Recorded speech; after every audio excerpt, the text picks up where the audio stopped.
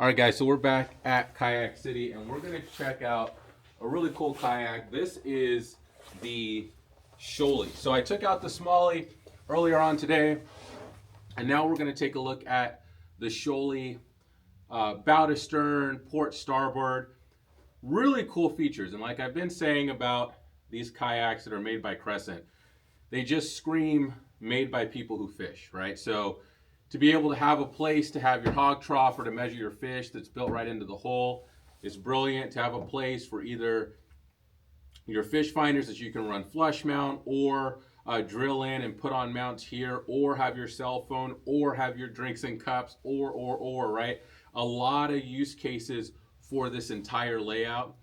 Also, one thing that I like is the pedals can obviously be used as standard pedals for paddling, but then you can just simply remove the red clip that they come with. Oh, trying to do it from the other side. Remove it, and now you have full free pedals for steering. For those of you guys that want to put a motor on this, I really like how Crescent kayaks paddle. The secondary stability is phenomenal. Tracking is great, even on the 10-foot kayak. So I know this kayak and the Light Tackle 2 are going to be even better with their tracking. But on the Shoalie, you do have the padding throughout. So going to keep your feet nice and cool throughout. Going to be dampened for noise, which is going to be great. You do have the front hatch here, which is also really good. And they also know that people are going to try to modify things. So they do make plastic in the area for the front hatch super easy and super thin so that you can cut it out if you want to put a battery there, if you want more access to the hole. It also does have the rim around the front lid to keep water out, so it'll just flow out like that. The cam straps, guys, not having, I think more people are going to adopt this because the cam strap is what I will want on every single one of my kayaks when you go to launch your kayak, if you have a trailer, if you're going through super shallow water. It's just, it's one of those genius things. You also have your track up front, so for your GoPro or your lights or anything that you want to do there, fantastic. You do have tracks on the side in the front and also right here, which I do like because as you can see, we can put, you know, your fish finder, your throttle here, your pole for your front-facing sonar. Again, the high-low seat. Love the high-low seat because when you are in bad weather or you're in rough water or you just want more stability, you can go ahead and put that seat in the low position. When you want more visibility, you can raise that seat in the high position. And then you can fit roughly around, I would say, 4 to 5 3700 tackle boxes under here. You can obviously fit a bunch of soft plastics, terminal gear, whatever you need right under the seat. Easy to get to with huge access on both sides, which also support you holding your rod. So cool thing about this as well is you can have your rods positioned securely either under your seat going to the front or on the side as well. So if you're a person that doesn't want to have your rods standing up behind you, you know, you're not used to having that, or you catch them on something or whatever, you're going through a river, low trees, you can absolutely do that. In the back here, we have a 16 by 16 black pack. So you can fit the biggest black pack perfectly fine, and any one that's going to be smaller, obviously.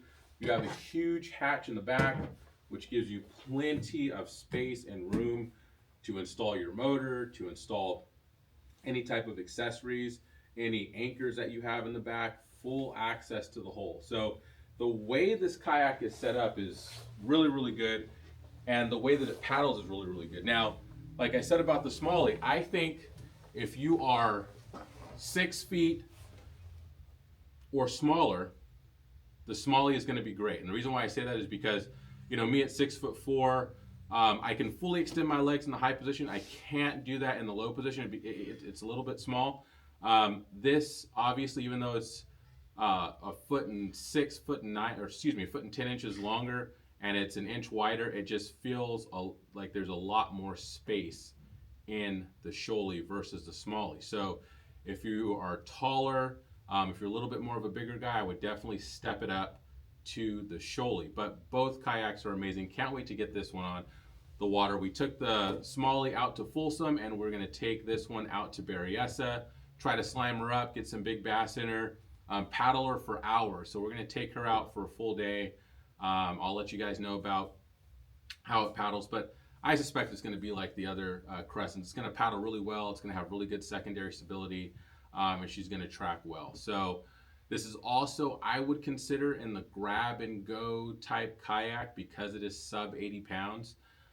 It's something that you can move around. If you don't have a lot of space, it's going to be great, but it's also going to be really good in moving water, and it's going to be a really good paddle and motor kayak because it's going to be efficient. Again, elephant in the room, it's going to have really good secondary stability, that initial stability that you would get from like an XTR or a Pro Angler or a Titan X is definitely not going to be in the same ballpark, but this is still a stand and fish kayak, right? I'd have no issue taking this to Delta, standing up and punching. I'd have no issue fly fishing out of this kayak at all. So it's still a definite stable kayak, but you're gonna give up that initial stability if you want a really good performing kayak. Just rule of thumb. The wider the kayak is, the more initial stability you're gonna get. The narrower the kayak is, the less initial stability you're gonna get. Obviously, the wider the kayak is, the more energy it's gonna take to move it generally, and the narrower the kayak is, less energy to move it. So you're always gonna have that sweet spot. It doesn't matter whether you're in a 50-foot yacht or you're in a 12-foot kayak. Everything about boating is a compromise, so you just gotta find out which one works for you.